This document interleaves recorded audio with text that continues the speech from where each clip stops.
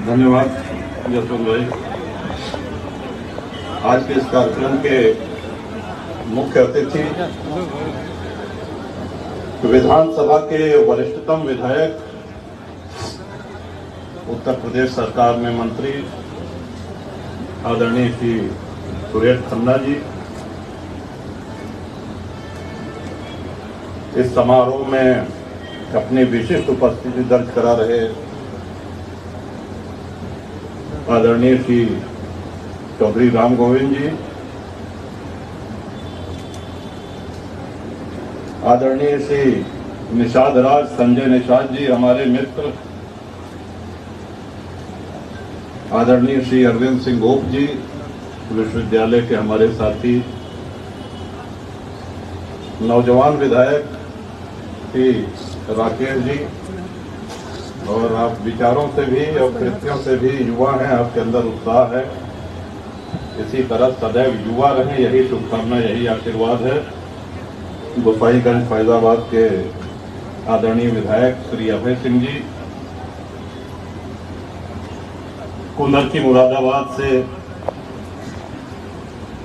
विधानसभा में अपनी मजबूत उपस्थिति दर्ज करा रहे भाई रामवीर सिंह जी, पूर्व विधायक आदरणीय यशपाल भाई, मीडिया के सारे सम्मानित साथी, और इस कार्यक्रम में दूर दूर से आए हुए चंद्रशेखर जी के सभी चाहने वालों को आभार, अभिनंदन और सभी का स्वागत है। बड़े विस्तार से आदरणीय खन्ना जी ने चंद्रशेखर जी के जीवन पे, उनके व्यक्तित्व पे प्रकाश डाला। प्रयास रहेगा कि अपनी बात संक्षेप में कहें और कोई बात दोहराए ना।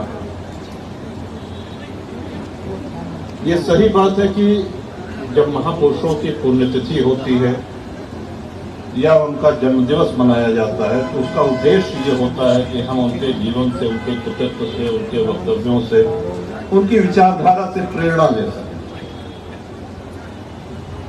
जीवन में और सार्वजनिक जीवन में आने वाले संकटों का निवारण कैसे हो, जनहित में कड़े कदम उठाएं बिना परिणाम की परवाह किए, इन सब की प्रेरणा हमको महापुरुषों के जीवन कृतित्व से मिलती है। आदरणीय चंद्रशेखर जी का बहुत स्नेह हमको प्राप्त हुआ, अपने आप को सौभाग्यशाली समझता हूं। और कोटा में जब जेल में थे तो कानपुर जेल आए थे मिलने, उस समय प्रदेश प्रशासन ने मिलने नहीं दिया। बांदा जेल आए, वहां पर भी भेंट हुई चंद्रशेखर जी से बांदा जेल में, और अपने साथ कई पुस्तकें लेकर के आए। क्या पढ़ते हो? यही पूछा। उस समय श्री रामचरितमानस का अध्ययन कर रहे थे, वो बताया हमने। कई पुस्तकें उन्होंने दी जो आज हमारे लिए बड़ी अनमोल धरोहर है और उनकी स्मृति के रूप में बड़े अच्छे से संजो करके रखा हुआ है। राम गोविंद भाई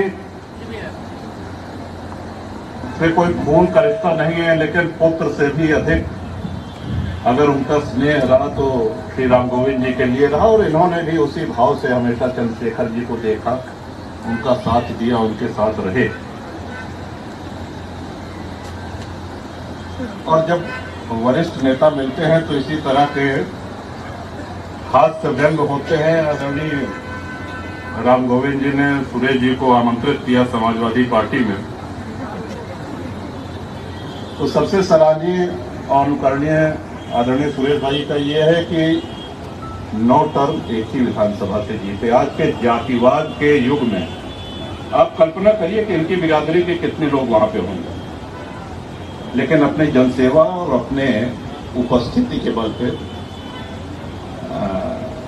लगातार 9 बार, और पिछले 32 वर्षों से हमको इनका मार्गदर्शन विधानसभा में मिल रहा है, और आशा करता हूं आगे भी इसी तरह से मिलता रहेगा। चंद्रशेखर जी की सबसे बड़ी विशिष्टता ये थी, कई विशिष्टताएं थी, लेकिन जो हमको सबसे अधिक विशेष लगी, कोई भी हो, किसी भी विचारधारा का हो, किसी भी दल का हो, उससे बड़े आत्मीय संबंध, और वो व्यक्ति भी बड़े आत्मीयता से आदरणीय चंद्रशेखर जी से मिलता था, अपनी बात, अपनी समस्या, अपनी बातें रखता था। और वो भी पूरे निश्चल भाव से, बिना कोई राजनीति का गुणा गणित किए,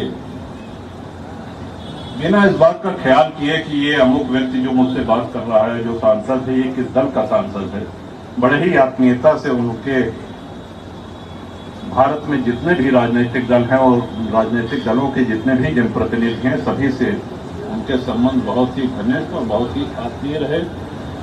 दलों की सीमाओं को चंद्रशेखर जी के व्यवहार ने, उनके शिष्टाचार ने तोड़ दिया।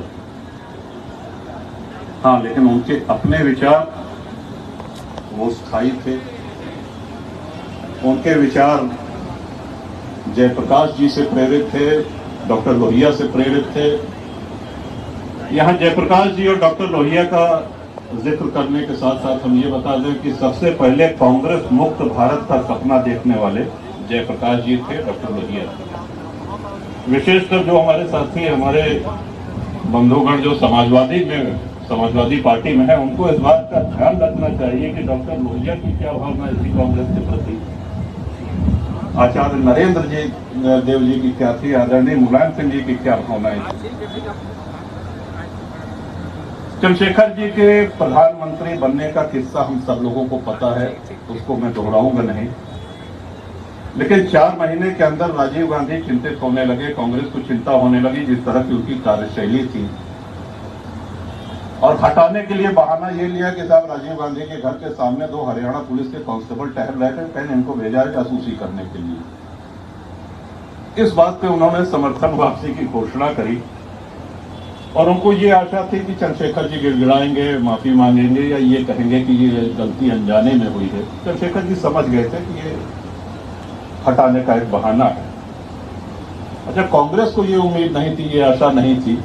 उनको ये लग रहा था कि अभी ये सिफारिश लगवाएंगे, वरिष्ठ कांग्रेसी नेताओं को पकड़ेंगे और ये है कि भाई ऐसी कोई गलती नहीं है, ये सरकार चलनी चाहिए। बाद में कांग्रेस ने फिर अपनी बात से पीछे हटते हुए कहा कि अच्छा ठीक है, ये घटना तो सही नहीं हुई है, लेकिन कोई बात नहीं, आप बने रहिए प्रधानमंत्री पद पर। उस समय चंद्रशेखर जी का जो जवाब था वो भारतीय राजनीति में मैं समझता हूं इससे अधिक मजबूत, इससे अधिक दमदार उत्तर किसी का नहीं होता है। उन्होंने एक शब्द कहा कि माउंट एवरेस्ट की चोटी फतेह की जाती है, माउंट एवरेस्ट पे घर नहीं बनाया जाता, घर नहीं बसाया जाता। और प्रधानमंत्री पद से उसी समय उन्होंने इस्तीफा दिया।